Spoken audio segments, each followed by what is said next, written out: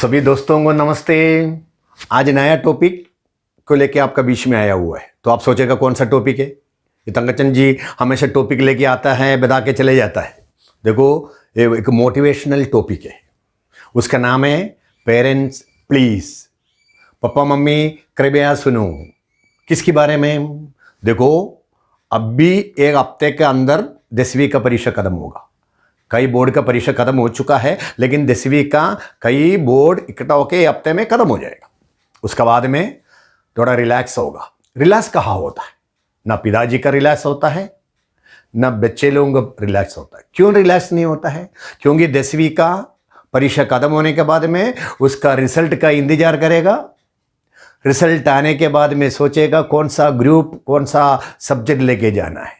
बच्चे परेशान, पिताजी परेशान, माताजी परेशान।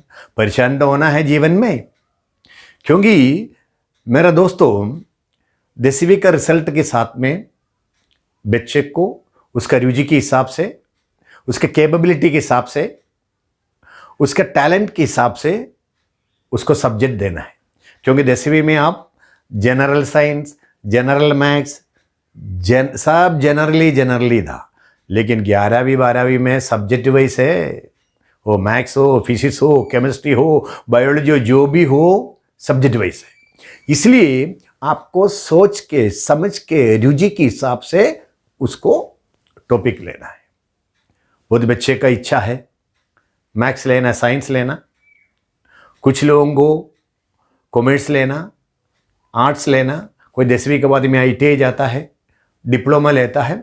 लेकिन ये लेने के टाइम आज का दुनिया में कौन सा फील्ड हमारा बच्चे का भविष्य के लिए सपोर्ट करेगा, मतलब कुछ प्रोविजन में इसको मदद करना है। क्योंकि हमारे पास इतना खेती बाड़ी तो है नहीं बैठा के खिलाने के लिए, तो नौकरी तो मिलना चाहिए। लेकिन वर्ल्ड मार्केट में कौन सा सब्जेक्ट लेके पढ़ाई करने से हमारे बच्चे, मतलब लड़की हो लड़का हो, उसका भविष्य अच्छा होना चाहिए। उसके हिसाब से मैं ये वीडियो बनाया।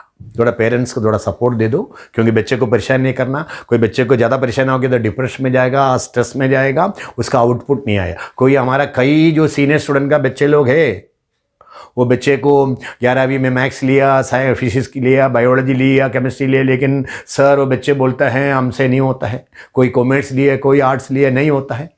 लेकिन बच्चे, मेरा रिक्वेस्ट है आप स्मार्ट हार्ड वर्क करो, क्योंकि आपका उद्देश्य है आपका जीवन का साक्षात्कार होना है। उसके लिए पापा मम्मी सिर्फ रिसोर्सेस प्रोवाइड कर सकता है, आपको हार्ड वर्क करना है। ये मेरा एक्सपीरियंस है। क्योंकि आजकल और 85% बच्चे भी 10वीं का रिजल्ट के बाद में 11वीं 12वीं के लिए सब्जेक्ट लेता है। लेकिन आप बाजू में देखो 15% जो पेरेंट्स है और बच्चे हैं 7वीं और 8वीं से उसका भविष्य के हिसाब से सेट कर दिया, कॉम्प्रहेंसिव सिलेक्शन किया। वो फिजिक्स में आगे बढ़ेगा, केमिस्ट्री में जाएगा, मैथ्स में जाएगा, नहीं तो कॉमर्स में जाएगा, आर्ट्स में जाएगा। जो भी चीज़ में वो फोकस करना है वो 7वीं 8वीं से प्लानिंग किया, उसका कोचिंग दे रहे, क्लासरूम अटेंड कर रहे, वो हार्ड वर्क करके जा रहे। लेकिन 85% जो बच्चे हैं उसका पेरेंट्स है, वो 10वीं का मार्क आने के बाद में प्लानिंग करता है। कोई प्रॉब्लम नहीं है, वो गाँव में रहने दो, हम सिटी में होने दो। बच्चे के रुचि के हिसाब से लेस लोड मोर कंफर्ट, है ना। अब ज़्यादा लोड लेके जाना मतलब आज के ज़माने में तकलीफ हो गया।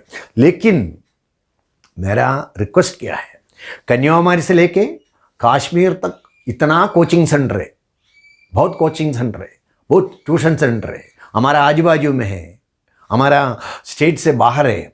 ये सब पेरेंट्स को प्रेशर डालता है, डायरेक्ट और इनडायरेक्ट। आपका बच्चे को 11वीं 12वीं स्कूल में मत पढ़ाओ, जूनियर कॉलेज में मत जाने दो। वो टाई अप और इंटीग्रेटेड हमारा कोचिंग सेंटर में होने दो। हम दूसरा हमारा साथ में कुछ कॉलेज है, कुछ स्कूल है, उसमें वो 11वीं 12वीं डायरेक्ट लिखेगा। कोई ज़रूरत नहीं है क्लास अटेंड करने का, हमारे कोचिंग सेंटर में आओ। ऑफलाइन है तो ऑनलाइन उसको हम नीट के लिए, JEE के लिए, NDA के लिए, जो भी एंट्रेंस के लिए हम प्रिपेयर करेगा। लेकिन आप एक बार सोच के देखो, मैंने भी सोच के देखा, उसमें कितना बच्चे लोग JEE का मेन क्लियर होता है, नीट क्लियर होता है, एनडीए में सिलेक्शन होता है, विसाट में होता है, कहीं चले जाता है, क्योंकि 11वीं 12वीं स्कूल में पढ़ना ही है, उसका फाउंडेशन चाहिए। विदाउट फाउंडेशन में जो कोचिंग सेंटर में जाके बैठेगा, कम से कम 11वीं 12वीं का 90 to 98 चैप्टर्स है फिजिक्स केमिस्ट्री मैथ्स में, नहीं तो फिजिक्स केमिस्ट्री बायो में, वो डायरेक्ट करने में बहुत तकलीफ होता है। जो टैलेंट है, जो ऑलरेडी होशियार है, वो थोड़ा कोशिश करता है। लेकिन मेरा एक्सपीरियंस में आपको एनआईटी में मिलना है, आईआईटी में मिलना है, तो आपको तो एनआईटी मिलेगा, आपको मेन पास होने, लेकिन वो भी 98 पॉइंट ऊपर परसेंटेज चाहिए। हमें फिजिक्स का, केमिस्ट्री का, मैथ्स का 10-30 क्वेश्चन करेक्ट होना चाहिए। वो माइनस मार्क होने के बाद फिर 120 मिलेगा तो वो मेन क्लियर होता है। उसको भी जो सब्जेक्ट चाहिए वो एनआईटी में नहीं मिलता है। और जो हमारा आगे का जो भविष्य है फिर कैसे होगा? तो इसलिए हमेशा आप बच्चे का टैलेंट के हिसाब से उसको प्रैक्टिस करो। स्कूल में जाने दो, स्कूल में पढ़ने दो, कोई भी ग्रुप लेके स्कूल में पढ़ो। उसके बाद में वो 12वीं के बाद में यदि होशियार है, वो साथ में टेस्ट कोचिंग जाओ, ट्यूशन ले, एंट्रेंस ले, उसमें पता चलेगा इसका स्कोरिंग कितना है। कम से कम 80 के ऊपर परसेंटेज मिल रहे जेईई में, 450 के ऊपर उसको नीट में मिल रहे, तो वो बच्चे एक साल ड्रॉप ले लो, फिर प्रैक्टिस करो, आगे बढ़ने दो। आपका मालूम है 22 लाख बच्चे बैठता है नीट में, 85,000 वैकेंसी है। जनरल कैंडिडेट को 600 को ऊपर मिलना चाहिए। यदि वो बच्चे बायोलॉजी में 300 मार्क ले लिया, फिजिक्स केमिस्ट्री सपोर्ट करना चाहिए, लेकिन फिजिक्स केमिस्ट्री में उसके अंदर इतनी प्रॉब्लम्स है, वो मैथ्स सपोर्ट चाहिए, क्योंकि उसने 11वीं 12वीं मैथ्स नहीं लिया, फिर कैसे सपोर्ट करेगा? उसको कितना स्ट्रगल करना पड़ेगा 600 के ऊपर मार्क लेने के लिए। तो क्या है, वो 11वीं 12वीं करके एक साल वो ड्रॉप लेके कोचिंग करने से वो कोशिश करता, वो भी हर एक बार ड्रॉप लेने से 50-60 के ऊपर मार्क नहीं मिलता है। तो प्लानिंग आपको पेरेंट्स को बच्चे के साथ में बैठ के बात करना है। और जो इंजीनियरिंग में देखो, उसमें भी मुश्किल होता है।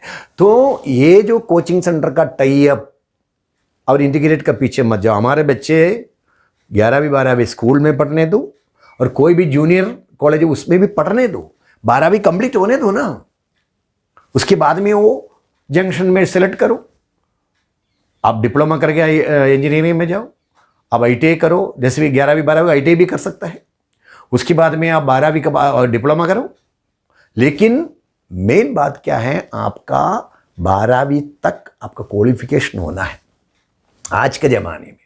और मेरा रिक्वेस्ट है पेरेंट्स से और बच्चे से, यदि आपको 10वीं में अच्छा मार्क मिलता है, आपका मैथ्स थोड़ा ठीक है, आप मैथ्स ले लो ना, physics chemistry bio maths, physics chemistry और मैथ्स, और कॉमर्स में भी मैथ्स ले सकता है। क्योंकि आजकल जो भी कंपटीशन परीक्षा अदर देन जेई और नीट का होता है, जो पीएससी टेस्ट होता है, स्टाफ सिलेक्शन टेस्ट होता है, कोई भी कंपटीशन के लिए आने के लिए मैथ्स इंपॉर्टेंट है।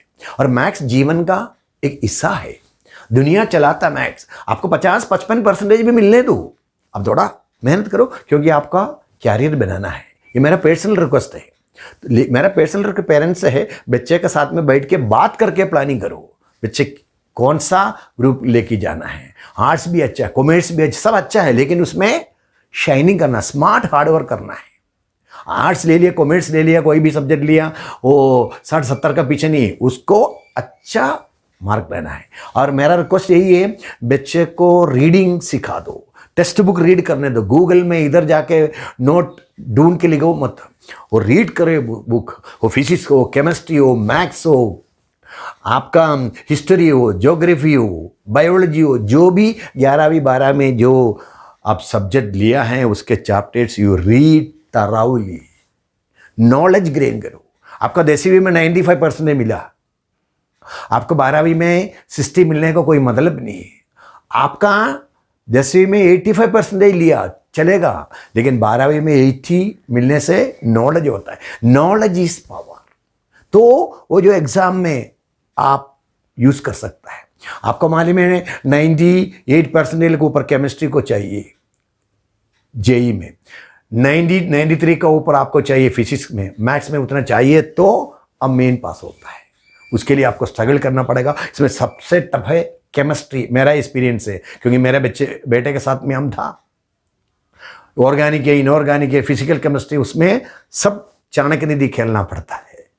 तो इसलिए पेरेंट्स अब नाराज मत हो जाओ, आपके बच्चे के साथ में बैठ के प्लानिंग करो और स्कूल ज्वाइन करने दो, तो जूनियर क्लब में जाने दो, 11वीं 12वीं मस्त पढ़ने दो, फाउंडेशन होने दो, उसके बाद में वो उसका जो टॉपिक लेके जा आगे बढ़ने दो। कोई कोचिंग सेंटर में उन लोगों को दिशाभूल नहीं करता है। अच्छा वीडियो तो मैंने बनाया होगा, उन लोगों का टाई अप, उन लोगों का जो इंटीग्रेटेड है, हमारा मालूम है, हमारा जो पुराना जो भुसावल, वारंगाव, जलगांव डिस्ट्रिक्ट, जबलपुर वगैरह में बहुत लोग फ़ोन करता है, अरे जो कोटा में भेज दिया था, इधर भेज दिया था, उधर भेज दिया था, लेकिन बच्चे बहुत परेशान हो, कोई बीमार हो गया, कोई साइकोलॉजिकल इफेक्ट हो गया। ऐसा नहीं, आराम से बिंदास से, हमारा मासूम बच्चे हैं, 11वीं 12वीं स्कूल में पढ़ने दो, जो टॉपिक इंटरेस्ट लेके, उसके बाद उसको जो सब्जेक्ट लेके आगे बढ़ना था आगे बढ़ने दो। सच्ची वो बच्चे मेहनत करेगा, वो फल आपको देगा। ये वीडियो आपको पसंद हो गया तो आपका दोस्त लोगों को शेयर करना और उन लोगों को बोलना, कमेंट्स भेजना है, और अगली वीडियो के साथ में हम जल्दी आएगा। Thank you.